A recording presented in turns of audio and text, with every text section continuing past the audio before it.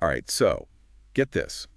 Bible verses, personal affirmations, and wait for it, dietary advice, all thrown together.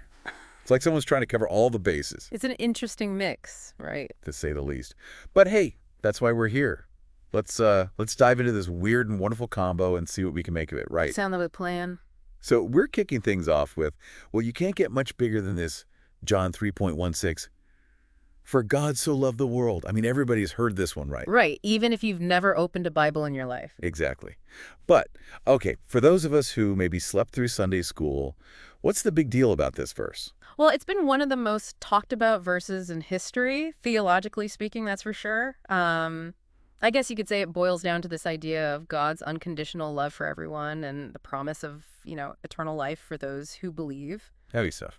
Yeah, no kidding. It sparked centuries of debate about predestination, what it means to truly believe, all sorts of theological rabbit holes.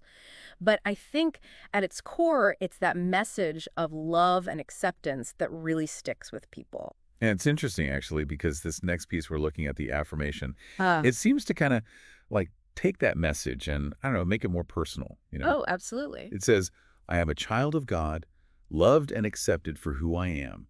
I am surrounded by his grace and mercy. It's like someone took that big abstract idea of God's love and said, okay, but what does this mean for me right here, right now? Exactly. And that's the beauty of affirmations. Think of it like, think of your subconscious mind like a garden, right?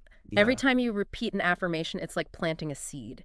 In this case, the seeds are I am loved, I am accepted. And over time, those seeds can grow into some pretty powerful beliefs. Exactly. It's like rewiring your thought patterns from the inside out, and that can have a real ripple effect on your emotions and even your behavior. So we've got nourishing the spirit through faith, and then this last piece of the puzzle brings us to, well, nourishing the body, a health tip. Pretty straightforward. Eat your fruits, veggies, whole grains, all the good stuff. But there's this interesting detail about choosing fruits with a low glycemic index.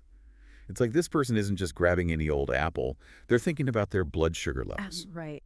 And that suggests a deeper awareness of nutrition and how food impacts the body, wouldn't you say? For sure. It's not just about eating healthy. It's about understanding the why behind it. And, that actually brings us full circle, doesn't it? We've got nourishing the spirit with faith, nourishing the mind with positive self-talk, and now nourishing the body with healthy choices. It's all connected, isn't it? Mind, body, and spirit, they all influence each other. The classic trio, right?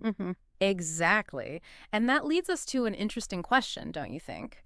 If this combination, the faith, the affirmation, the healthy eating, if that reflects a conscious effort to cultivate well-being, what does your personal well-being trio look like? What are the practices, the beliefs, the things you do that really nourish your mind, body, and spirit? It's definitely something to think about. Food for thought, for sure.